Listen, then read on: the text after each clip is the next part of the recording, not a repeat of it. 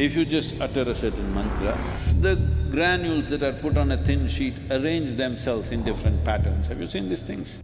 So sounds have a tremendous impact. If you arrange it with a certain level of geometric perfection, it will work as a mantra. If we utter a sound, it is passing through the air, that's where you can hear it. It can also pass through the water, so it penetrates the water. That means it's penetrating your tissue. So if you create the right sounds, it will have impact on the system.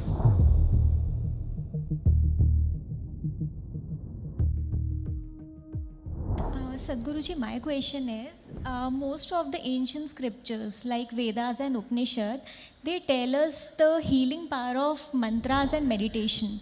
Like in Shiv Puran, Mahamrityunjay mantra is there, which is a powerful healing mantra. So could you please help us in getting how these spiritual practices influence our body and our mind, and can this spiritual living be used as a preventive medicine? See, first of all, because you are a PhD and I am nothing, all right. I have not read any of those books that you mentioned. With all due respect to all of them, I did not read, not because I think they are low or high or whatever. It is just that my quest was to know what is the nature of this life. I was not interested in either Shiva or Vishnu or sun or moon or anything. I wanted to know what this is. This is what my prime interest was from my childhood. So, as I paid attention to this, I can say, I know this life from its origin to its ultimate. I don't know anything else. I don't know any of the Puranas. But you're talking about a mantra. Mantra means a sound or an arrangement of sounds. Sounds can be arranged in different ways. If you arrange it with a certain level of geometric perfection, it will work as a mantra. That means, say right now, if we utter a sound, it is passing through the air, that's where you can hear it, all right? It can also pass through the water. If you're down in the swimming pool, we can call you loudly and you can hear, so it penetrates the water. That means it's penetrating your tissue. So if you create the right sounds, it will have impact on the system. What are those right sounds? Right sound means it must be geometrically correct, it must have a certain congruence, that it produces a particular type of impact. This is called as Nada Yoga. How to transform human body, mind and spirit through using the right kind of sounds. Mantras are significant for the arrangement of sound. People add meanings to it because if it is not meaningful, most people cannot pay attention. See, people can pay attention to only those things that they think is valuable. They don't have an indiscriminate sense of attention. That is why they miss most of life. They miss most aspects of life because their attention is prejudiced.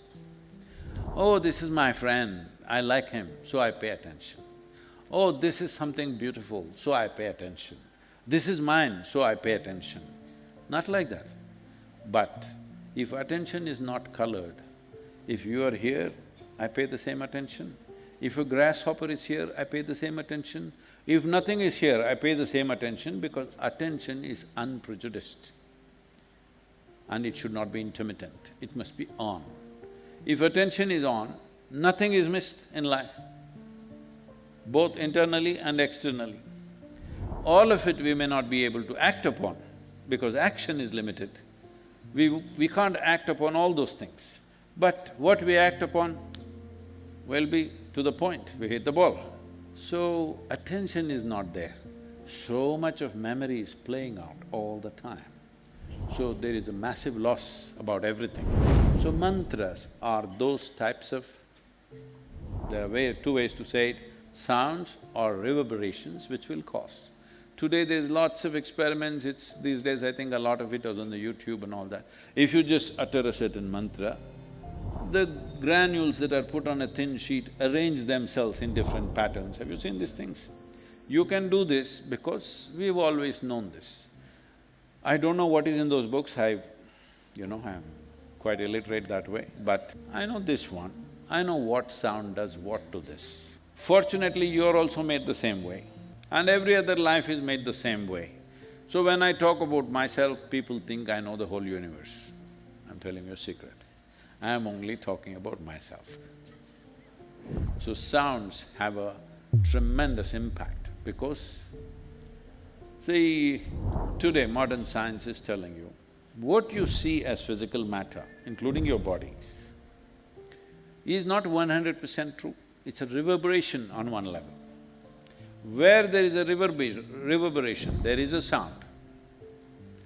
All sounds you cannot hear, only a small range of frequencies you can hear. What is below that is subsonic, what is above that is ultra or supersonic. You don't hear them. What you hear is a very small range of sounds. But there are so many other sounds, you don't hear them. See, right now, everybody's carrying a phone, somebody's keeping it on all the time. Now, if somebody calls them, if they pick it up, they're talking. The talk is going from here somewhere, isn't it? Their phone is catching it, but it's all over the place or no? But you can't hear it, because it's in a frequency mode that you cannot hear. So based on the frequency, amplitude and other aspects of the sound, if you feed a sound into an oscilloscope, it always gives out a certain form. So every sound has a form, every form has a sound attached to it. This is a certain aspect of yoga which is referred to as Ritambara Prajna. That means you're conscious of the name-form relationship or the sound and form relationship. So if you have that, then you can create your own mantra. You can arrange the sounds in such a way it has for a specific impact. So you want to create a certain impact on your patient, you can chant a certain mantra, but you must also treat, okay? It is just that it creates a more conducive atmosphere. Conducive atmosphere is always valuable. What we do is important, but having a conducive atmosphere is equally important, otherwise what we do may not go to the extent it should go.